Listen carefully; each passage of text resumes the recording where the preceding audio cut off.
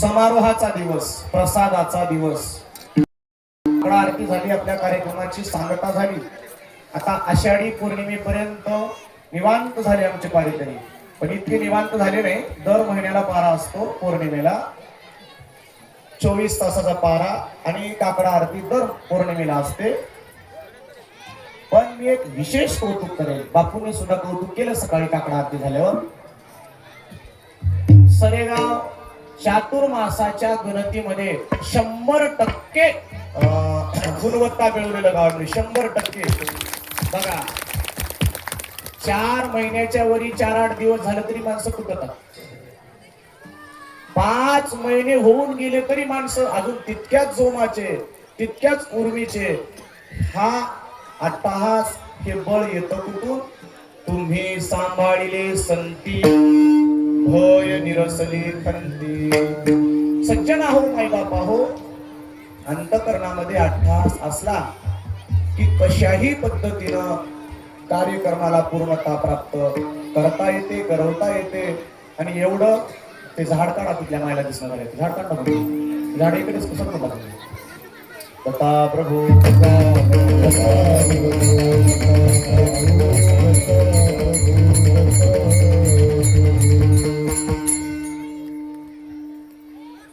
अभंग पूजनीय प्रसादवन महाराजांचा आहे. ज्या परंपरेतून आम्हाला पाईकत्व प्राप्त झालं आणि स्वतःला भाग्यवान समजण्याचं एक पहिलं कारण ते आहे की अशा परंपरेशी आम्ही एकरूप झालो की जी परंपरा डायरेक्ट आदि नारायणाशी कनेक्ट होते. आदि नारायण साराचे हे सार, केला उपकार ब्रह्मदेवे, ब्रह्मयाने बोधात्री सेवू केला, तो शेष लाभला दत्तात्रय. मूळ क्षीरसागरीच्या शेष नारायणापासून चालणारी ही परंपरा, आणि त्यामध्ये भगवतपाद श्रीमद जगद्गुरु आद्य शंकराचार्य आणि कोलंबी संस्थानचे आद्यगुरु शिवक्षुभन महाराज, आणि त्या परंपरेमध्ये असे महान विद्वान काही महंत मंडळी होऊन गेले. त्यामध्ये रामेश्वरबन महाराज, प्रसादबन महाराज, गंभीरबन महाराज, आणि आत्ता सिंहासनाधीश्वर असलेले परमपूज्य शांती ब्रह्म यदुबन महाराज. आता याच्यामध्ये 4 जे महंत आहेत, रामेश्वरबन महाराज, प्रसादबन महाराज, गंभीरबन महाराज आणि महंत यदुबन महाराज, हे 4ही महंताची एक क्वालिटी सांगतो तुम्हाला. रामेश्वरबन महाराज म्हटलं की निव्वळ दया, निव्वळ दया आणि सर्व विद्या मुखोद्गत. प्रसादबन महाराज म्हटलं की कडक वैराग्य, धगधगीत ज्वाला, वैराग्यवान पुरुष. त्यांच्या समोर साधारण माणूस असा उभा राहायचा नाही. मोठे मोठे नेते मंडळी सुद्धा महाराजांच्या समोर उभा राहायला घाबरायचे, एवढं तेज महाराजांचं.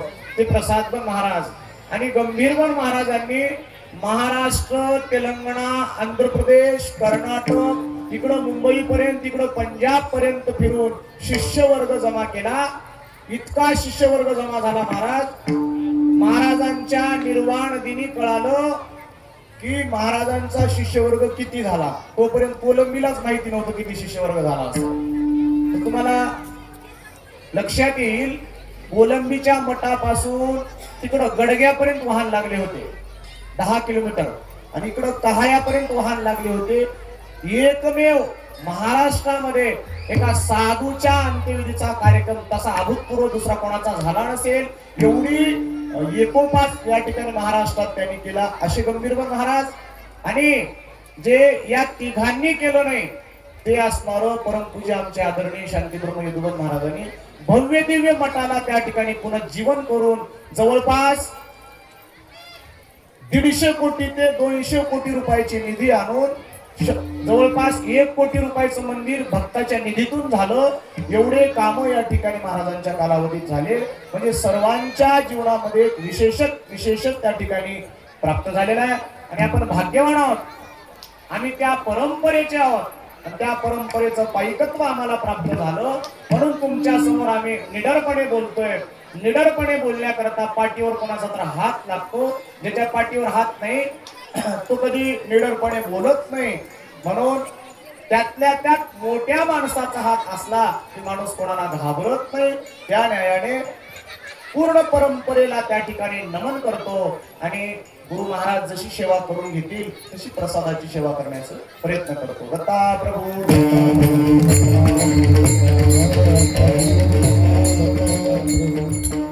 आपल्या कार्यक्रमाला उपस्थित असलेले परम आदरणीय परम श्रद्धेय प्रेममूर्ती आमचे देवगिरीजी महाराज चांदूर रेल्वेकर,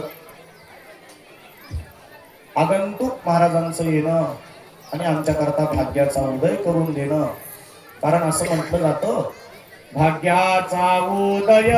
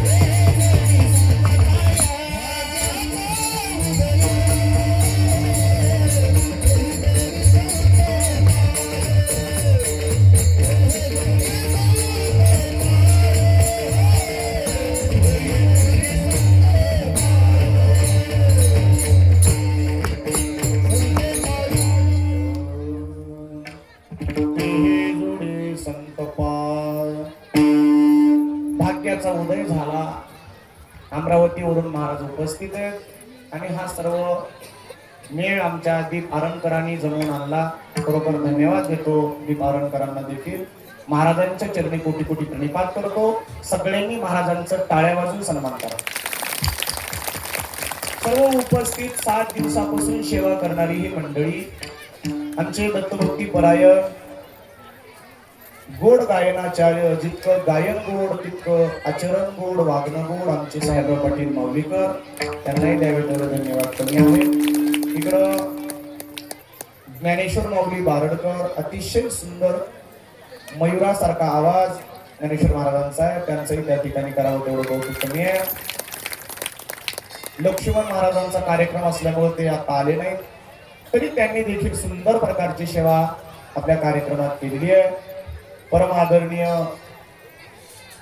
आमचे पिताश्री दत्तभक्ती परायण आनंदा महाराज तडीबोरगावकर असतील, विनेकरी म्हणून राजाराम पाटील इज्जतगावकर असतील, दोन्ही मृदंगाचार्य सौरभ महाराज असतील, इकडं कानिकनाथ महाराज असतील, दोघांच्या हात कलेतून 7 दिवस आपण मंत्रमुग्ध झालो, म्हणून यांच्याकरता विशेष टाळ्या वाजवा. अतिशय चांगल्या प्रकारची संसिष्टीची सेवा सुद्धा या ठिकाणी आपल्या साईनाथ गुणवकर यांच्याकडून झाली. उपस्थित असलेले कल्लेवार साहेब असतील, कमलाकर पाटील असतील, शिवाजी पाटील असतील, आमचे चौदार महाराज कार्तिक महाराज असतील. बघा, परमेश्वराच्या मनात आलं की काही होतं.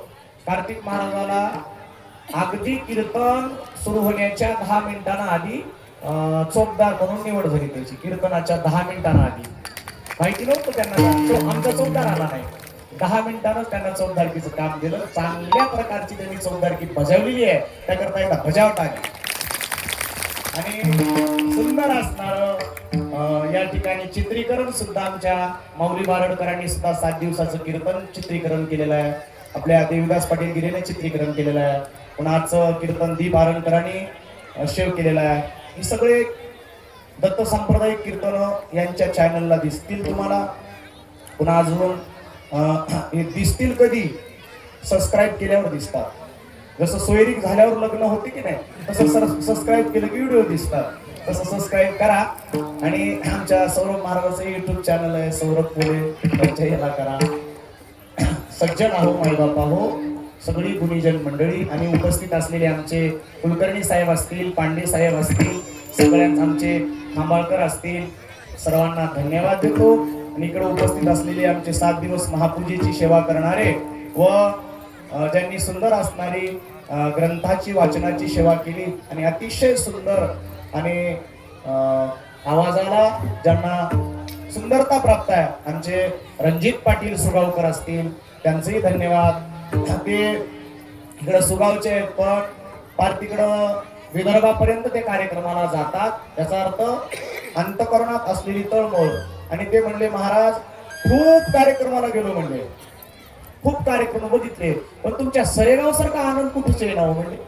आणि सरेगावचा आनंद येते ते सगळ्या मंडळी त्याला कारणीभूत आहेत, ते सगळ्या मंडळीचं प्रेम कारणीभूत आहे, काडीच कमी पडत नाही. म्हणून परमेश्वरानं लवकर माडी उभा केली, अजून लवकर चांगली माडी उभा करावं, जेणेकरून आमच्या सर्व येणाऱ्या भाविकांना राहण्याची व्यवस्था होईल. भगवान परमात्मा देतात बुद्धी, मी काही त्याकरता फार झटत नाही. आता माणसांना वाटते महाराजांनी कोणाला तरी म्हणा, कोणाला तरी मंत्र्यांना, याला आमदारांना, मला काही फार झटा वाटत नाही. ते परमात्मा बुद्धी देतात, ते आपोआपच चालून येतात आणि आपोआपच देतात. हे परमात्मा द्यायला होत असतो, आपण काही करत नाही, निमित्ताचे धनी आपण. चला, आणि खरोखर आता आजचा कार्यक्रम कौतुकाचाच म्हणा आमचे. आणि खरोखर जेव्हा विशेषपणे मी वर्णन करेल, गुरुभक्त पद्मिनीबाई दहागाव जेव्हा मी सरेगावला तिथं रहिवास करण्याकरता आलो, एकटा पडतो म्हणून त्यांनी आपलं घर सोडलं आणि इथं माझ्यासोबत राहिल्या. नुसत्या राहिल्या नाही तर त्यांनी चांगल्या पद्धतीचं नाव कमवलं. आता हे जे झाडं दिसाले की नाही तुम्हाला, हे स्वर्ग दिसालंय की नाही, हे सगळं सच्चिदानंदानं हात लावलेलं नाही, याला काहीच.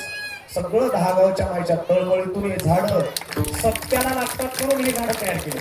हे पूर्ण झाडं तयार केलेले, इकत आणून इथं तयार केलेले आहे सगळे झाडं. म्हणजे त्या तळमळीत कामं होतात, तळमळ केलं तर मठ टिकतात. नाही तर तुमचं कसं आहे, तळमळ सारी खोटी, लाभ होय संततीच्या पोटी. लाभ संततीला होते. मोठा 4 मजली बिल्डिंग बांधला, वास्तूच्या दिवशीच मरून गेला. सगळा लाभ त्या ठिकाणी संततीला, याचा कुठला लाभ आला. पण परमार्थामध्ये एक दिवस जरी सेवा केली ती त्याचा त्यालाच राहते. दत्ता प्रभू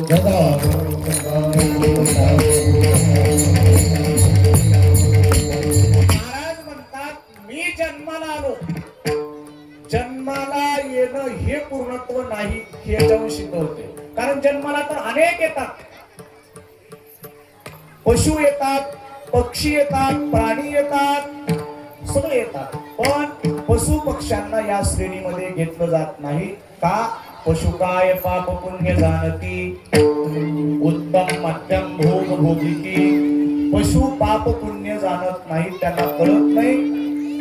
एवढं मंडप चांगला टाकला, कुत्र्याला बसायला जागा दिली म्हणून काय कुत्र ते जागा स्वच्छ ठेवत नाही, त्याला पाप पुण्य कळत नाही. पण मला एका गोष्टीचं नवल वाटतं, पशु काय पाप पुण्य जाणती.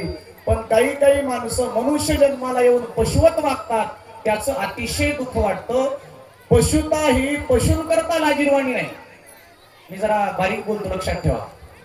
पशुता किंवा प्राणी असणं प्राण्यांकरता लाजीरवाणं नाही, पण प्राण्यांचं वागणं माणसाला येणं याच्यासारखं लाजीरवाणं दुसरं नाही. बघा, एखाद्या माणसाला म्हणतात, काय शेळीसारखा खातोस रे तू. एखाद्याला म्हणतात, काय कुत्र्यासारखा बोलतोस रे, भुकतोस. काहीला म्हणतात, काय हरणासारखा बोलतोस. म्हणजे इतर प्राण्याच्या उपमा माणसाला दिल्या जातात, पण कधीही प्राण्यांना माणसाची उपमा दिली जात नाही. माणसाची उपमा माणसाला शोभत असते, म्हणून माणसानं स्वतःची उपमा ढळू देऊ नये, एवढं करावं. दत्ता प्रभू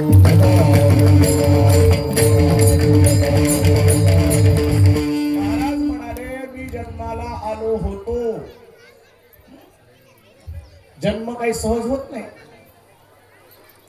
जन्म येण्याकरता शास्त्राने 3 कारण सांगितलेत. संत वाङ्मयाच्या दृष्टीने 3 कारण सांगितलेत. त्यातलं पहिलं कारण आहे, जन्म येण्याचं मागील जन्मात उरलेलं पाप भोगण्याकरता या जन्मात येतो. आणि मागील जन्मातलं कर्म भोगण्याकरता या जन्मात येतो.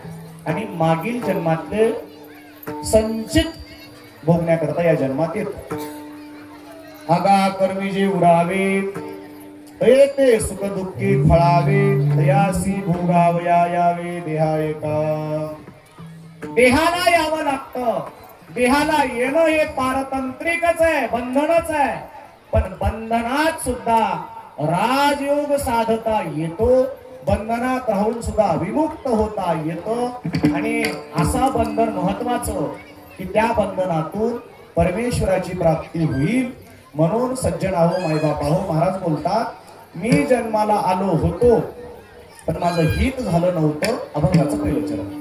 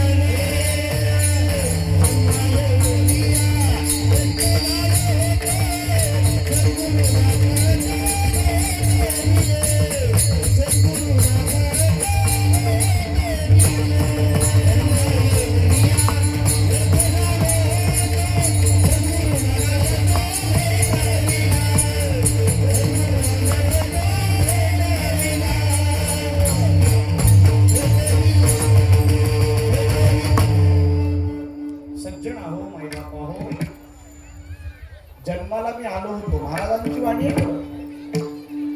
वाणी कोणाचे याच्यावरून वाणीचं मोठेपण ठरतं. आपण बाउंड लिहून दिलं तरी आपल्या बाउंडची व्हॅलिडिटी संपत आहे. पण संतांनी एक शब्द टाकला, चंद्र सूर्य संपतात पण शब्द तसाच्या तसा राहते, त्याला अमरत्व म्हणतात. संत कशा करता अमर झालो म्हणतात, शब्द रूपाने संत अमर झाले. अमागरी धन शब्दाचीच रत्ने. बघा, संतांचे विचार वाङ्मयाच्या दृष्टीने जिवंत राहतात. आणि खरं सांगू तुम्हाला, नुसतं जिवंत राहतात नाही, जगणाऱ्याला जगण्याचं बोध कळवतात. जगणाऱ्याला जगण्याची स्थिती कसा असायला पाहिजे हे शब्द कळवतात. आणि म्हणून महाराज संतांचे विचार आपल्या जीवनाला अंगीकार करणं फार गरजेचं आहे. अभंग संतांचेच का घेतले जातात? संतांच्या अभंगातून नुसता स्वतःचा विचार केला जात नाही, जागतिक वैश्विक थरावर विचार केला जातो. विशिष्ट संप्रदायातून जरी ते मत निघालेलं असलं पण संप्रदाय हे अनन्यतेच्या दृष्टीनं, बांधून राहण्याच्या दृष्टीनं जरी भिन्न भिन्न असले पण विचार मात्र व्यापकच आहे. कोणत्याही संप्रदायातलं मत तुम्ही आणून ठेवा, मत मात्र व्यापकच आहे. संप्रदाय संकीर्ण असू शकतो पण त्याचे विचार संकीर्ण असू शकत नाही. आणि जर एखादा संप्रदाय संकीर्ण बुद्धीचा असेल तर तो संप्रदायच नाही. सगळ्याला घेऊन चालणाऱ्या न्यायाला संप्रदाय म्हणावं, सगळ्याला धरून चालावं. म्हणून मी कशा करता बोलतोय, संतांचे विचार. तुकाराम महाराज 450 वर्ष झाले एक शब्द एक शब्द जरी जीवनामध्ये आपल्या चिटकून घेतला ना तर त्याला सगळा महाराष्ट्र चिटकतो. एका अभंगावर लोकांनी 10-10 मजल्या बांधल्या. ज्यांनी 4000 अभंग लिहिले ते झोपडीत राहिले, पण त्यांच्या अभंगावर महाराष्ट्रातले कीर्तनकार सुधरून गेले. ही शब्दाची श्रीमंती आहे हो, शब्दाची श्रीमंती आहे. शब्द इतके श्रीमंत आहेत ते ज्याच्या तोंडात जातात त्याला श्रीमंतच करतात. म्हणून आपल्याकडं शब्दाचं धन असावं, शब्दाचं दारिद्र्य असू नये. महाराज मोठेपणा करायचा समोरच्याचा, एखाद्याचं वर्णन करायचं, कमीपणा नाही दाखवायचा. कमीपणा आपल्याने दाखवायचा, जगाने वर्णनच करायचं. एखाद्याने गाडी घेतली, पाडव्याला गाडी घेतली, वा क्या बात आहे, अतिशय चांगल्या पद्धतीची गाडी आहे, पेढे खायला भेटले, फोटो काढायला भेटली. बाजूला होतात ना हप्त्यावर आणले, हप्त्यावर आणले असेल, सासरवाडीने घेऊन दिली असेल. म्हणजे याला म्हणतात वाणीचा हलकटपणा. वाणी सुद्धा श्रीमंत नाही ते माणसं असे बोलतात. समोरच्या माणसाला हात लावून पुढे ढकलायला शिका, पाय धरून ओढायची तर जुनीच पद्धत आहे महाराष्ट्रात. ते काय आपण नवीन तयार करतोय असं नाही. महाराष्ट्रामध्ये कोणतेही क्षेत्र घ्या, अध्यात्म घ्या, राजकारण घ्या, आधी पहिला विचार त्यानं कस काय निवडून आलाय हा केला जातो. मी कस काय पडलो हा केला जात नाही. ज्या राज्यामध्ये आपण का पराजित झालो हा विचार होतो, तिथं तोच पडलेला नेता पुढच्या वेळेस मोठ्या जोमानं उभा राहतो. पण आपल्या महाराष्ट्रात तसं नाही. आपण का पडलो याचा विचार केला जात नाही, त्याला का निवडून आला. म्हणजे उलट चालतं हे. संतांची भूमी आहे म्हणून मोठे पण आहे, अवघड आहे महाराज. मी एक सांगतो तुम्हाला, ज्ञानेश्वर महाराजांनी एक ओवी वापरली. ज्ञानेश्वर महाराजांची ओवी आहे म्हणून ती प्रमाण आहे. ज्ञानेश्वर महाराज म्हणतात, नांगिये आपुलिया, शब्दाकडे बारीक लक्ष द्या. नांगिये आपुलिया विंचू तरी गुदगुलिया, ते साच बोलती बोलिया येणे आहे. माऊलींची ओवी आहे. या ओवीतून माऊली बोलतात, ज्या दिवशी विंचू अंगावर हेडताना गुदगुल्या होतील की नाही, विंचू अंगावर आला आपल्या आणि ते विंचू नांगीनं, त्याची नांगी माहिती तुम्हाला, नांगी माहिती का विंचूची, अशी मागून अशी असते, असा ठणकारा मारतो महाराज. आता काही काही विंचू अशी एक बार ठणकारा मारलं तर 24 तासामध्ये विष बाधा होते. 24 तास त्याचा ठणकारा करून सोडते. पण काही काही विंचे असे आहेत, एकदा त्याची लांगी लागली मरेपर्यंत ते कार्यक्रमच त्याचा खलास म्हणा. असे काही काही विंच आहेत. महाराज माऊली म्हणाले, विंचू जेव्हा अंगावर येऊन त्याच्या लांगीनं गुदगुल्या करील की नाही, त्या दिवशी खरं बोलतील म्हणे हे लोक. किती दृष्टांत भारी दिलाय बघा. मी तर 1 तास हसलो त्या दृष्टांतावर आधी. महाराज इतके खोटे बोलणारे लोक आहेत, आपण त्यांना सन्मान करता आणि खरे सन्मानाचे अधिकारी आहेत त्यांना आपण बाजूला सारता. ही एक शोकांतिकेची गोष्ट आहे. मी जरा मार्मिक बोलायला लागलो, हे अशा गोष्टी कोणी बोलत नाही. का बोलत नाहीत? आपल्याला काय करायचंय, आपलं आपलं पाकिट भलं, आपलं आपलं नारळ भलं. पण मी बोलत नाही तसं. मी आपलं मार्मिक बोलायची मला चांगली सवय आहे. आता आजचं कीर्तन म्हटलं तर ठरवताना ठरवलंच होतं की मोजकं कीर्तन करायचं, नेमकं बोलायचं, सोडून द्यायचं. पण इथं उभा राहिलं की काय होते देव जाणे. गेल्या 28 तारखेपासून मध्यंतरी तिथं 2-3 रिकाम पण होते. मध्यंतरी 26, 25, 24 तारखेच्या आधी दिवाळीपासून मध्ये 2-3 दिवस रिकामे होते. 28 पासून आतापर्यंत सारखे कीर्तन करत होते, सारखे. सप्त्याच्या दुसऱ्या दिवशी सुद्धा दुपारच्या कीर्तनाला बाहेर गेलोच होतो कळगावला, नाविलाज होता म्हणून. हे कशा करता? लोकांच्या प्रेमात करता फिरावं लागते. आता काही जण म्हणतात महाराजाला पैशाची गोडी लागली हो म्हणतात. मग आमच्या महागारी माझ्या समोर म्हणणार, महागारी आम्हाला सांगणाऱ्या माणसापाशी म्हणतात. महाराजांना पैशाची गोडी लागली. आमच्या जे पैशाची गोडी लागली म्हणते की नाही, त्यांना उग 2 कीर्तन येऊन बघायचं आमच्या समोर. 2च गाडी सरेगाव मधूनच जाते, 2च कीर्तनाला यायचं. महाराजांना किती उरतात, महाराजांना लोक किती देतात, महाराज किती ठरवते, हे उगच संघ आल्यावर कळते महाराज. मी कसा माणूस आहे, जास्त बोलून कमी फी घेणारा माणूस, कमी बोलून जास्त फी घेणारा मी नाही. चलवते आणि याच्यामध्ये विशेष, आता हा विषय सोडून द्या बाजूला, पण प्रेमानं लोक बोलवतात म्हणून जानच लागते. ते कशा करता बोलू लागलो मी, की मनुष्य जन्माला आल्यावर त्याचे कार्य योग्य रीतीने तो करत नसेल तर त्याचं ते पूर्णत्व नाही.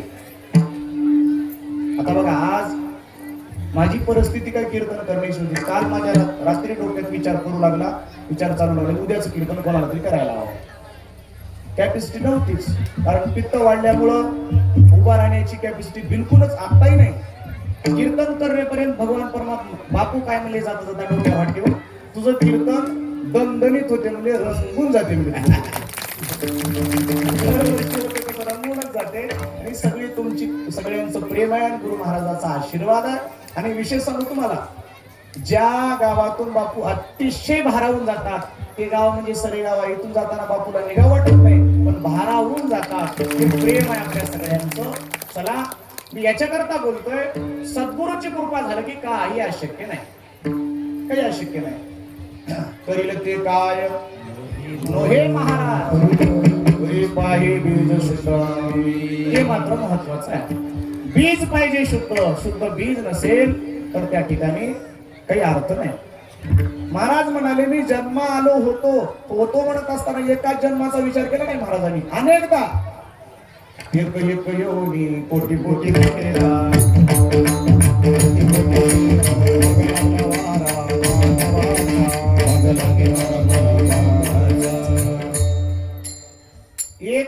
एका योनीमध्ये कोटी वेळेस फिरत आलो. किती वेळा जन्म यावे, नित्य व्हावे फजिती, नित्य फजिती, नित्य. जन्माचं दुःख न्यारच, मरणाचं दुःख न्यारच, मधलं जीवनातलं बायकापुराचं दुःख न्यारच. संतांनी वर्णन केले, 4 योनीत संसार आहे तो बायका पोर, बायका लेकर शेत घर दार, पळी लाटणं उलटाणं कुंपशी फ्रीज सगळं तर अनेक जन्मात आहेत. पण एक मनुष्य जन्म असा आहे, मनुष्य सर्व योनीचे सार, नरतनु कर्मभूमी माझार, किंवा नरतनु सापडली मृत्यू या भुवनी, गाव जिंकुनी मग का हरावे.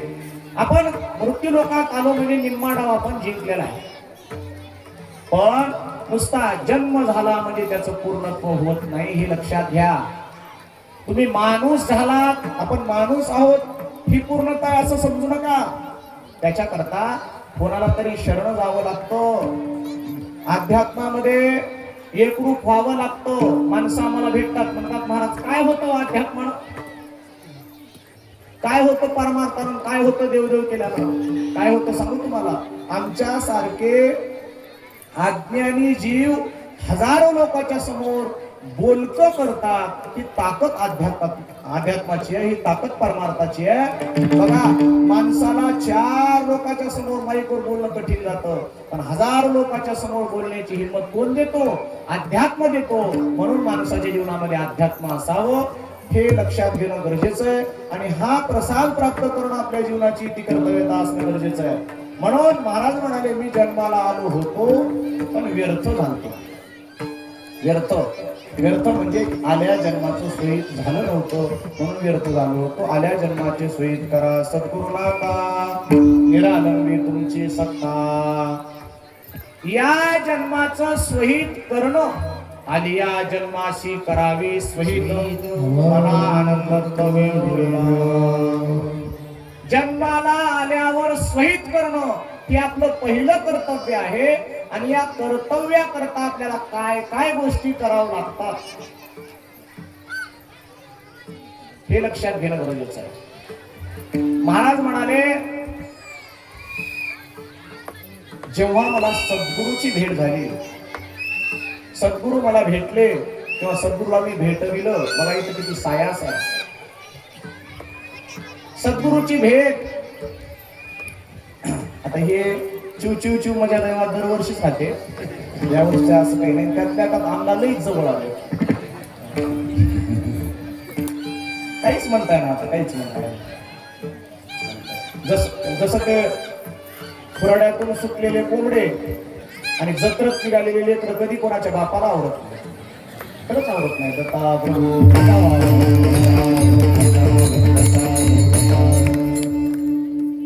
महाराज म्हणाले, सद्गुरुनाथ तो भेटविला. सद्गुरुनाथ भेटवण्याकरता अनंत जन्मी सुकृत होतो. अभंगाचं दुसरं चरण.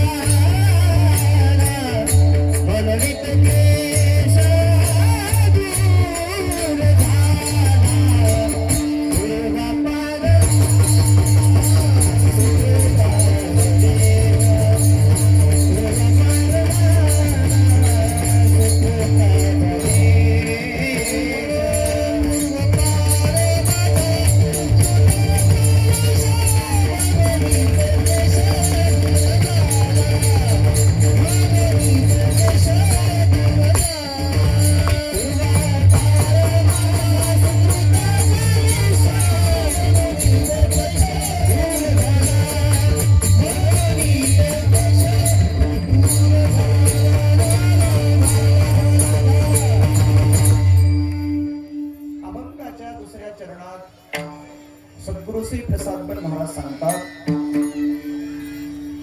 पूर्वापार माझा सुकृताचा लेश.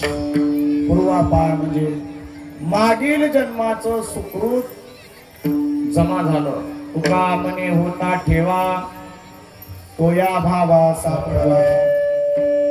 किंवा बहुता जन्मीचे सुकृत साचले, म्हणून भेटले गुरु महाराज.